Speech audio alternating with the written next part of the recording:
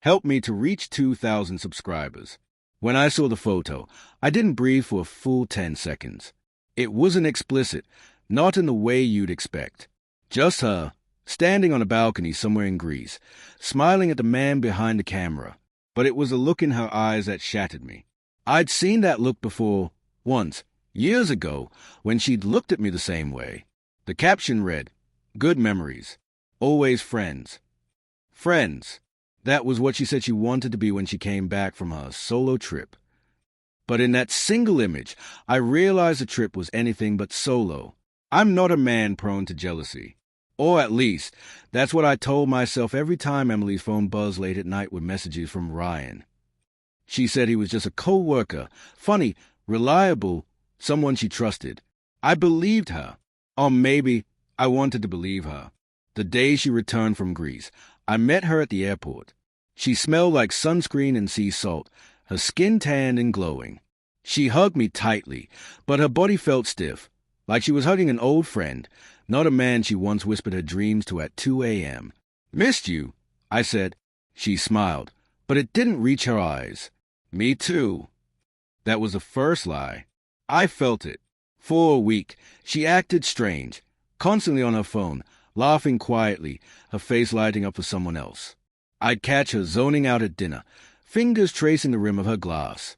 When I asked what she was thinking about, she'd blink as if waking from a dream and say, "Nothing, just tired." Then one evening, she called me into the living room. Her tone was rehearsed, careful, almost attached. "I think," she began, fidgeting with her bracelet, "we should take some space." I froze. Space? What does that mean? I need time to think. The trip made me realize things. What things? That we've grown apart. That maybe we're better as friends. The word friends hit me harder than any confession could have. It meant closure for her. It meant something else entirely for me. I didn't shout. I didn't beg. I just nodded. "All right, if that's what you want." She looked relieved, almost too relieved. That night, after she went to bed, I opened her laptop. I'd never done it before. I wasn't the type. But something in my chest clawed for the truth. Her photos synced automatically. I clicked through the album labeled Santorini trip. At first, it was harmless, landscapes, sunsets, crowded streets. Then I saw him, Ryan. He was in almost every photo. Sometimes just his reflection in a wine glass, other times his hand brushing hers across a table. In one, they were laughing under string lights, her head resting on his shoulder. And in another, they were kissing. It wasn't a drunken mistake. It was love, or something dangerously close to it. I closed the laptop quietly. My hands were shaking, but my mind was clear. I'd been replaced long before she said she wanted to be friends. The next morning, I acted normal. I made her coffee, complimented her dress, kissed her cheek before work. She seemed surprised, grateful even. That night, she texted me, "You've been really kind. Maybe we can still have dinner tomorrow? As friends?" I replied instantly, "Of course. I'd like that." I spent the next day rehearsing. Not revenge, not confrontation, just truth, the kind that leaves no room for denial. When she arrived at the restaurant, she looked radiant. A soft blue dress, hair curled, lips glossed. She smiled nervously. "I didn't expect you to agree so easily." I handed her a small envelope. "You left this in the laptop bag."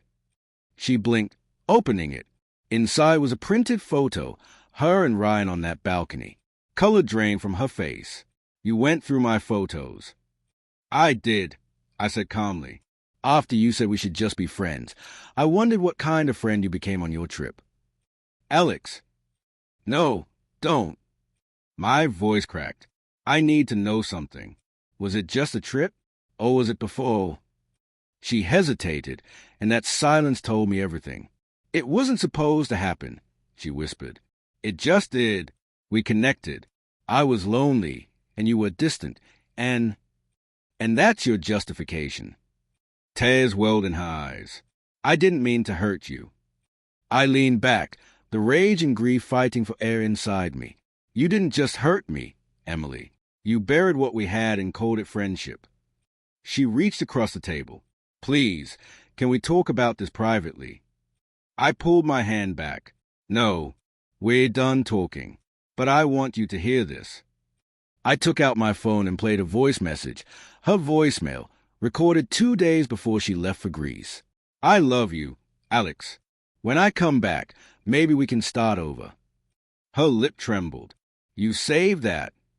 Yes, I said quietly, because I thought you meant it.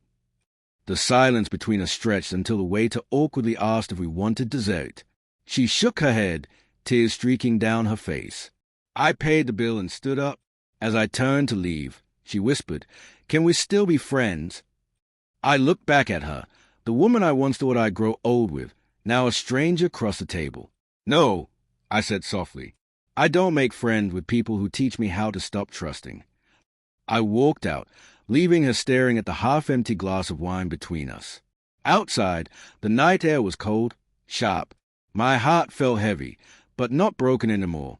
I realized then that love doesn't die in a single act of betrayal. It dies slowly, from every lie that makes you question your own worth. She texted me later that night. A long message about regret, closure, forgiveness. I didn't reply. Instead, I printed a photo of her and Ryan again. This time, I wrote something on the back. Good memories. Always lessons.